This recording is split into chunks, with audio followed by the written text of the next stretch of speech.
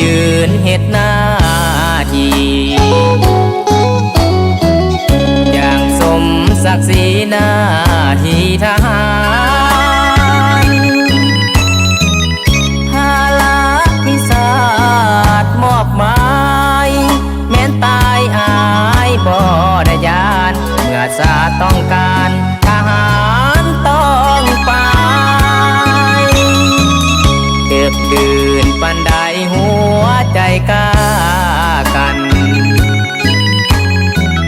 ฝนลมสนั่นหนาวสั่นทางกายอยู่ผู้สูงสันเพื่อไหล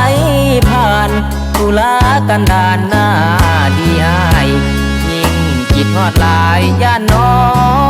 งจะโลฝากใจผ่านสื่อมือถือมาหา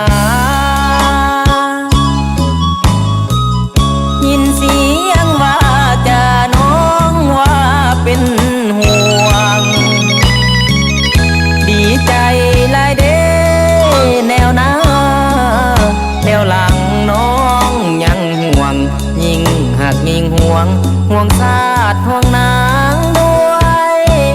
ใจคืนฟ้าเหน็บหนาวแสงดาวสว่างผู้พาปากวงให้ยังเคลื่อนไหววันใดหมดสิ้นพุ่งมันทหารจะกลับไปที่2,000ว่าสลองใส่ใหญ่ร่วมกับ3วัยให้น้องจงรอ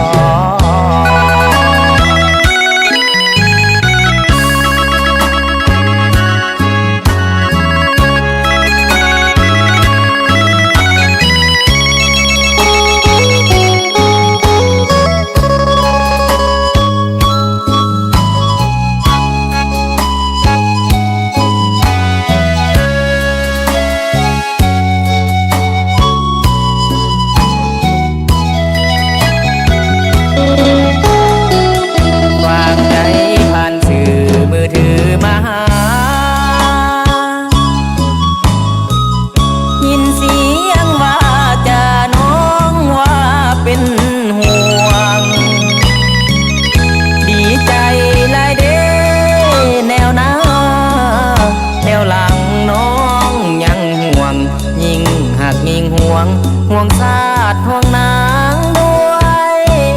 ใจคืนฟ้าเหน็บหนาวแสงดาวสว่างผู้พาปากควงให้ยังเคลื่อนไหววันใดหมดสิ้นพุ่งมันทหารจะกลับไปที่2,000ว่าสลองใส่ใหญ่ร่วมกับ3วัยให้น้อง